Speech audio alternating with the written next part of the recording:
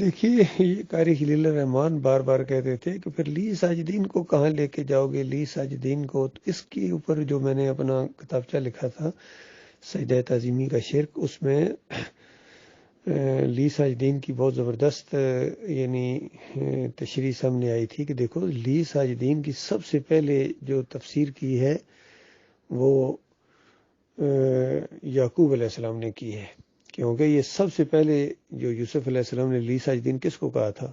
محمد حنیف کو تھوڑی کہا تھا یا قاری خلیل الرحمان کو، وہ تو اپنے والد محترم کو کہا تھا جو نبی تھے وقت کے.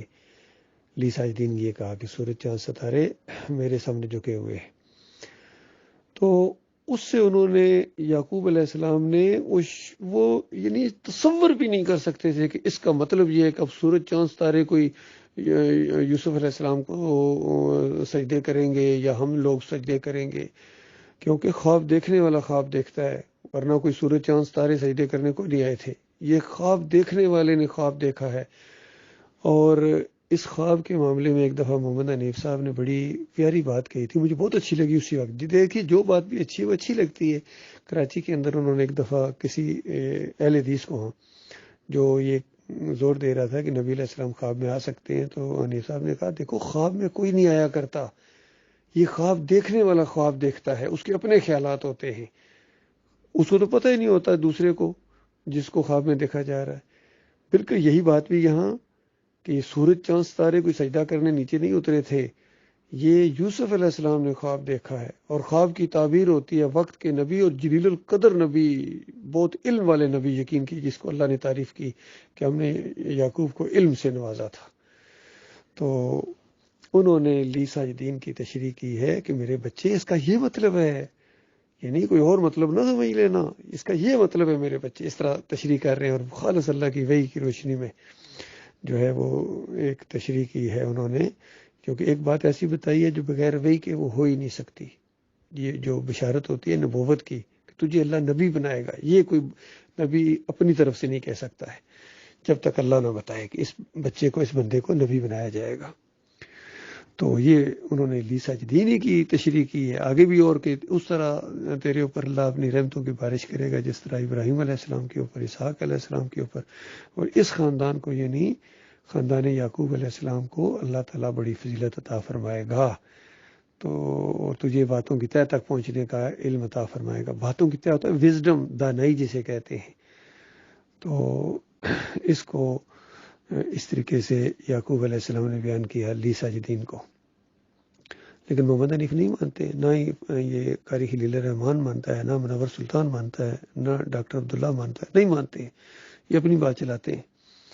تو بتائیے ہمارے لیے اب یہ ہے کہ ہم یعقوب علیہ السلام کی وہ بات جو اللہ نے، ہمارے مالک نے نقل کی، اس کو مانیں یا ان کی بات کو مانیں، ان کی مشرکانہ تشریح کو مانیں، اپنے مالک کی کتاب کو پیچھے کر دیں؟ یہ نہیں ہو سکتا ہے. پھر لی ساجدین کی جو تشریح ہے وہ اس دور کے ڈاکٹر مسعود الدین عثمانی نے جو کی ہے وہ بڑی زبردست کی ہے، اور اس سے پہلے امام بخاری بھی کر چکے ہیں. امام بخاری لائے ہیں خوابوں کی تعبیر کا باب باندھ کے، اور انہوں نے خوابوں کی تعبیر کا باب باندھا ہے. اس پر غور کرنا، جب باب ہوتا ہے تو اس کے الفاظ بڑا معنی رکھتے ہیں. خوابوں کا باب نہیں باندھا ہے، خوابوں کی تعبیر کا باب باندھا ہے.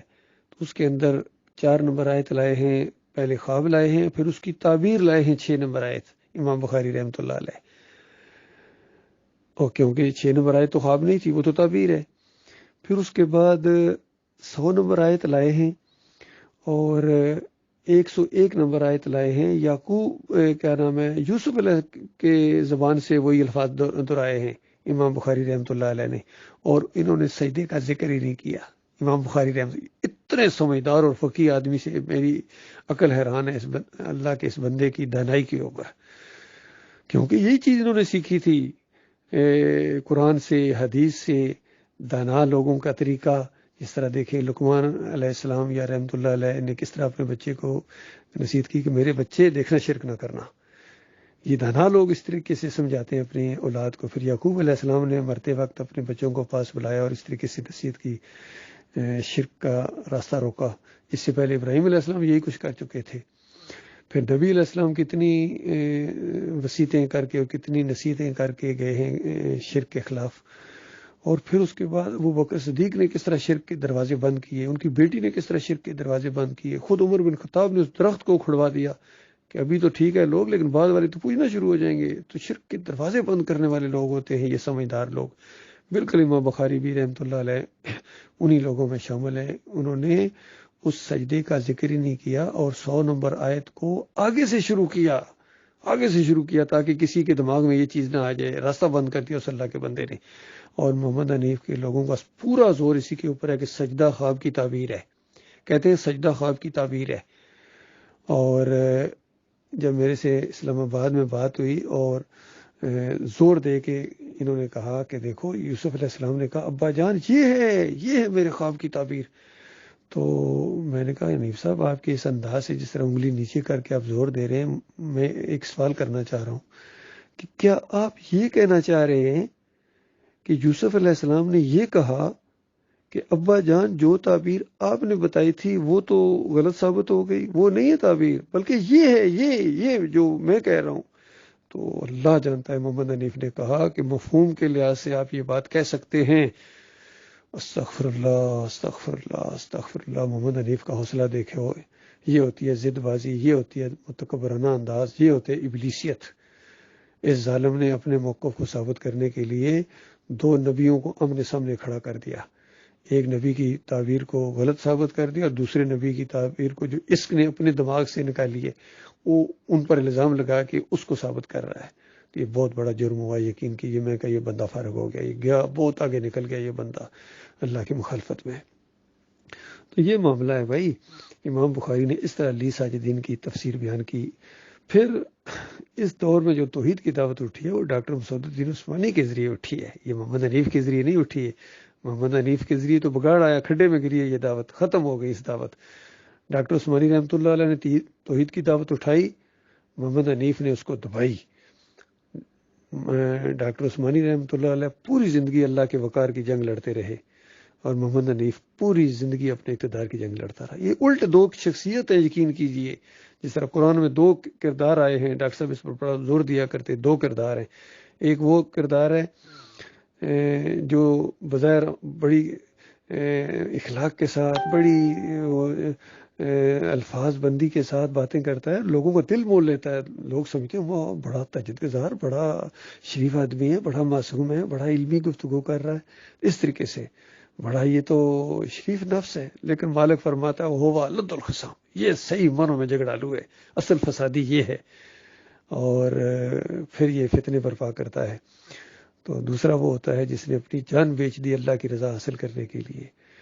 تو اللہ کی رضا کے اللہ تعالیٰ ایسے لوگوں کو بہت پسند کرتا ہے۔ تو ڈاکٹر عثمانی رحمۃ اللہ علیہ کی جو زندگی ہے اور جو دعوت ہے اور جو انداز ہے، اس سے محسوس ہوتا ہے کہ اس دور کے اندر یہ وہ انسان ہے جس نے اپنی جان کو بیچ دیا تھا اللہ کی رضا حاصل کرنے کے لیے اور اللہ کے دین کو بلند کرنے کے لیے، شرک اور کفر کے خاتمے کے لیے جو ہے وہ سر دھڑ کی بازی اس اللہ کے بندے نے لگا دی تھی۔ تو یہ 2 کردار ہیں، الٹ ہیں، ایک دوسرے کی ضد ہیں، یقین کیجئے۔ اور اسی میں سبق ہے لوگوں کے لیے کہ ایک ابلیس والا کردار ہے لوگوں، جماعت والوں، اور ایک آدم علیہ السلام کی صحیح اولاد والا کردار، آدم علیہ السلام والا کردار ہے، جو اللہ سے معافیاں مانگتا ہے، اللہ تعالیٰ کے سامنے جھکتا ہے اور اکڑ نہیں دکھاتا ہے۔ تو یہ معاملہ ہوا ہے میرے پیارے بھائیوں۔ انہوں نے ڈاکٹر عثمانی رحمۃ اللہ علیہ نے یہ لی ساجدین کی تشریح کی ہے، وہ یہی کی ہے اسی انداز سے کہ دیکھو یہ سجدہ اللہ کو ہوا ہے، اس کی خواب کی تعبیر کا ایک انداز ہوتا ہے۔ پھر مثال بھی دی ڈاکٹر صاحب نے، دیکھو جس طرح 7 دبلی گائیں 7 موٹی گایوں کو کھا رہی تھی، تو مصر میں دبلی اور موٹی گائیں نہیں تھی، یہ تعبیر کا ایک انداز ہوتا ہے۔ اسی طریقے سے یہاں یوسف علیہ السلام کے لیے عزت اور احترام کا یہ ایک انداز ہے جو اللہ تعالیٰ نے اس انداز سے بیان کیا ہے، اور یعقوب علیہ السلام نے اس کی تشریح کی ہے کہ نہیں، اللہ تعالیٰ تجھے پورے خاندان میں چنے گا، سارے گویا ہم تیرے انڈر آ جائیں گے۔ اور دیکھیے اسی طرح ہوا کہ مصر میں جا کے یوسف علیہ السلام کا حکم چلتا تھا مصر کے اندر، حالانکہ وقت کے 2 نبی ہیں، تو جس کا حکم چلتا ہے اس رعایا کے اوپر، سارے سسٹم کے اوپر، اس کی فضیلت زیادہ ہے یا دوسرے کی؟ فضیلت یوسف علیہ السلام کی زیادہ، سارا خاندان انڈر آ گیا بشمول یعقوب علیہ السلام کے۔ تو یہ ہے اسی وجہ سے یوسف علیہ السلام نے زور دے کے کہا کہ ابا جان یہ ہے میرے اس خواب کی تعبیر، یعنی سب کچھ اللہ تعالیٰ نے کیا ہے اور ساری اللہ کی باتیں وہ سچی ثابت ہو گئی جو آپ نے بتائی تھی. تو اللہ تعالیٰ غور و فکر کی توفیق عطا فرمائے. یہ پھر اس کے بعد ڈاکٹر عثمانی نے جو فتویٰ لگایا ہے نا، وہ بہت ہی علمی اور بہت ہی آنکھوں میں آنکھیں ڈال کے لگایا ہے، اور اپنے پورے علم کا نچوڑ انہوں نے ڈاکٹر صاحب نے اس انداز سے بیان کیا ہے کہ نہیں حضرت، یہ وخر لہو سجادہ، لہو کی ضمیر اللہ کے لیے، اللہ کے لیے. اور جن کا ایمان خراب ہوتا ہے، جن کا عقیدہ خراب ہوتا ہے، وہ اس طرح تفسیر کرتے ہیں کہ یوسف علیہ السلام کو سجدہ ہوا. تو یہ فتویٰ محمد حنیف کے اوپر چپک گیا، اور اس کے مقلدین کے اوپر، منور سلطان کے اوپر، اور ڈاکٹر عبداللہ عمر کے اوپر، اور قاری خلیل الرحمان اور عتیق الرحمان کے اوپر یہ فتویٰ چپک گیا اور تلوار کی طرح لٹک گیا، اور بالکل زبردست فتویٰ. اور ساتھ ہی وجہ بتائی کہ یہ اللہ کو سجدہ تھا شکر گزاری کا، وہ نعمتوں اور رحمتوں اور برکتوں کی وجہ سے جو اس خاندان کے اوپر کی. تو یہ معاملہ ہوا ہے میرے پیارے بھائی. اللہ حافظ، السلام علیکم ورحمۃ اللہ.